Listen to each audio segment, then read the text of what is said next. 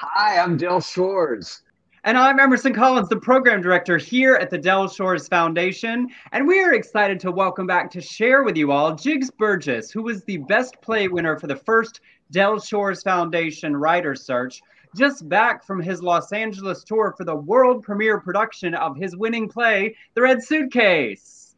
Hi, Hello, Jiggs. hello. Jiggs Burgess, who is being compared to William Faulkner and Tennessee Williams in the reviews. And Carson McCullers. Yes. For you listening, watching at home, the actual quote was, Burgess's language is poetical at times, reminiscent of other Southern writers like Tennessee Williams, Truman Capote, Carson McCullers, William Faulkner, etc. As an audience member, you fall under the spell of his words and the story being told. Yay. Wow. Yay. That's Yay. You know what? You could just that's one of those reviews where you could just go, okay, I'm done. I'm just done. Well, I love the beginning of that review because it's the one that says sometimes you sit down at a play that's won a contest, you think, God, how bad were the other plays? It was a lovely story because John Peterson, of course, the artistic director at P3 Theater Company that produced the world premiere of the play, that accepted the Del Shores Foundation play production grant of $10,000, sponsored by Dennis Frisman. This reviewer did say, often you see some play and it says it won some award. And it was a huge validation also for us here at the foundation and the amazing quality of work of the writers that have come to us. But Jiggs, we really want to talk about, we were so excited to have you come out and be a part of the rehearsal process and be here for the opening weekend, thanks to the support of the foundation and Stuart Bell, our board co-chair. Before you came out, what did you think the rehearsal process was going to be like? I had no idea. I'm one of those people, don't have any expectations and you won't be disappointed. Sure. And so I just kind of went in going, I'm going to try to go with the flow. Whatever it's going to be, it's going to be. And it was so much more fun than I would have ever imagined anyway. Yeah, it was such a great group. I mean, the actors, the directors, the creative staff, it was just such an amazing group. For those of you watching who don't know this, Emerson stars in The Red Suitcase, and we have an amazing cast of Bruce Molina and Charlotte White and Kristen McCullough, Matt Hayes, Tiago Santos, and Pam Trotter. And I directed with so much help and from Blake MacGyver, who did beyond assistant directing. He really staged additional staging. But I know that feeling of opening night, and I wanted to talk to you about it because I was sitting with you. And, the thing about theater is you can't do anything else. In film, we can go and edit and tinker, but you are helpless sitting there. There's not. How did that feel? You can do. At that point, you just have to give it up. And just say, okay, Emerson's got it, and he's gonna do a great job. That's the only thing you can do. Yeah, it was a wonderful opening night, and Emerson does do beyond a great job. It's a crazy performance by you, Emerson, and the rest of the cast. So it's thrilling to see it come to life. I mean, we saw it in that mini form in Dallas, where you've got a line of chairs, and you're going. For me, I don't know about you, Jiggs, but there's this moment where you go, oh my God, it works. It works. It works. Yeah. Oh shit, it works. What am I going to do now? But for the people watching at home, there's an element of it's still growing through the first rehearsal process. Because when you do a world premiere, it's only been in your brain, and yes, at our reading at the Del Shores Foundation Writers Festival last year. And you were able to make some changes during the rehearsal process based on what was happening on the stage. What did that feel like? Well, as y'all know, I'm not afraid to kill my own babies. As a matter of fact, I think Dale had to say, why am I defending your play from you? at one point. There were a couple of times where I was fighting you for your words. And you were right. I was wrong. There were just some things that, and it was surprising how stable it was, that we didn't have to think a lot more. It was just small things. Who said what? Right. And it was incredible. It was such a nice thing. Well, I was just saying one of the things that to explain what Jiggs is talking about is he had 5 ensemble players playing multiple characters of the town and of the life of Pogue. And one of the things that I advised him to do early on is let's try to, just for the sake of budget and future productions, to eliminate 1 or 2 of those characters. And you did, and it was not easy sometimes for us to figure that out, but we did. We did, and it worked. And it strengthened the script. The characters that weren't really adding that much more. If they were so easy to pull out, that's what I figured. If they're so easy to pull out of that script, they're probably not adding a lot. And then from the page to the stage, so to speak, there's an element of course, you have to have imagined things in your head. Mm-hmm. Were there anything that surprised you about the way the staging's impact on what you had imagined? Yeah, it affected the rhythm of the script, and that's why those little lines had to be either cut down or I didn't realize how fast paced some of it was. Mm-hmm. It wasn't that way in my head. It's not that way when you write it.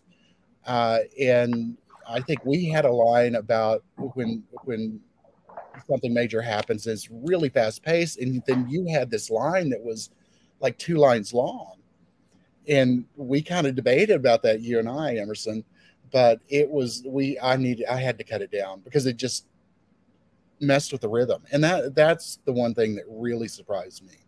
The other thing is the depth that each actor brought to those things, the things that they added, which with this cast and the experience and the talent, it's just so amazing to see that depth be brought out and then strengthened by everybody's talents.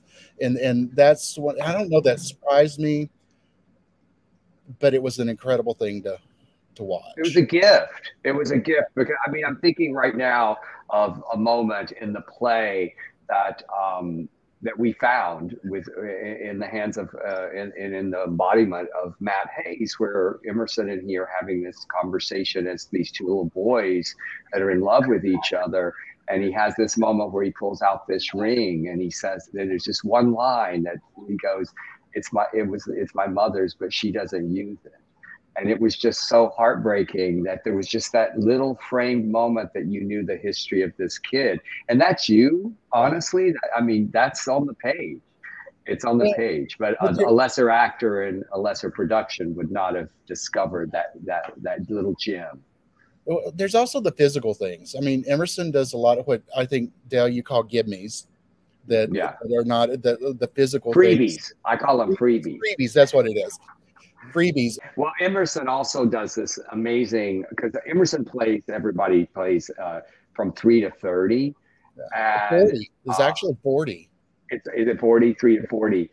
But there is such amazing body changes that you do, Emerson, where there's this one that I particularly remember, where you literally you go from narration and then all of a sudden you're the kid and the shoulders just go, and the positioning on stage, we just see a complete morph of in a second. It's just a second. So the playwright demanded a lot. He did. He did, but we've talked a lot about it. But what I love about the piece, as people keep coming, and I want to keep saying that, like, y'all, the reviews have been raves and the language dazzling, Kleenex, like the adjectives have overflowed, and it's because of the musicality of this piece, the reach of this piece, the swing that is this story and the way it's told that required so much of the actors and the designers in a really special way. And the ability to put something into the world that is actually brand new, from you to the page to the stage, and have you there for weeks to be a part of it, to be able to pick your brain and your storytelling and to all collaborate together, you know, is unique and once in a lifetime type experience to build all of this together. Well, and for you and for me too, it's just such an amazing learning experience for me as well. Getting to work, I don't know how I would have made it through without working with Dell. Any other director, I don't know really, because of the way I'm built psychologically. Dell was able to go, hey, let's step back and do these things, as you were, Emerson, too. But for that experience, I've been through the sausage making process with schools or community theater, and this is a whole different animal. There's so much that's the same, but there's so many other things, and ego comes into it, and feelings and the past and everything. And so if I hadn't had somebody like Dell there to walk me through it, this could have been a nightmare. And it wasn't. It wasn't because of Dell Shores, but don't tell him I said that. I won't. Okay. I want to say it's also because of you, Jiggs. You were willing to listen, and you had an openness, and I said to you a few times, let's trust each other, and you did, and you trusted me with your vision, and there was also, we had gotten to know each other so well because you're in my writing class, and I adore you. I love you. And I wanted to honor this beautiful, beautiful play and not disappoint you. And so I got to tell you, when those reviews came in, I was just like, oh shit. Yes. Oh, good. Oh, I can breathe. Well, you know my theory. Reviews are lovely, but all they are is marketing tools that help you sell tickets. What you think about this play, what we think about this play, is set and done before they walked in. And for that, as we did all of that and got to the work, at the end of the opening night, when the entirely sold out house leapt to their feet, what did you feel? It was the outer body experience, because it wasn't tentative. It wasn't, okay, let's look around and we'll stand for our friends kind of standing O. It was a moment of a little bit of silence, and then, wow, it's that energy of a standing ovation that was well deserved, and that was felt. It just meant to me that they felt what they saw on stage, and you can't ask for more than that. I mean, you ask about surprises. I'm surprised about how many people have came up to me and said, gave me a little bit of their personal story with relationships with fathers or mothers or siblings or whatever. And that all goes into that standing ovation, or, all that. And you can't ask for more than that. I mean, you could, some money would be nice, but right. growing and growing and growing. But one of my favorite things I loved during the first preview, after it was over, one of my acting students who flew in from Dallas, Chelsea, had tears in her eyes, and she said, "Where's the playwright? I feel I need to hug him." and she went all the way up and gave you a hug. To my shady little corner. Yeah. Yes. Because you expose yourself. You expose so much in this beautiful play, and thank you for, showing us how you bled, and the wounds, that are now healing. And I think this is our art does heal us, and it heals others, and we're seeing that with this play. I think so, and I thank y'all for everything, just everything. I mean, there's so many things I could thank y'all for. Let's just put it under the title of everything. Perfect. And us to you, we had board members fly in to be there for the opening.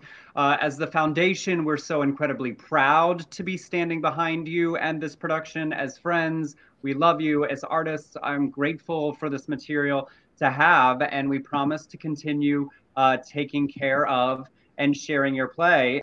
And a huge thank you to John Peterson and the P3 Theater Company family for stepping up and being our first partner to help make what we do here at the Del Shores Foundation a reality, finding and supporting new LGBTQ plus voices wherever they are. And Jiggs, your voice is one we'll be proud to stand behind forever.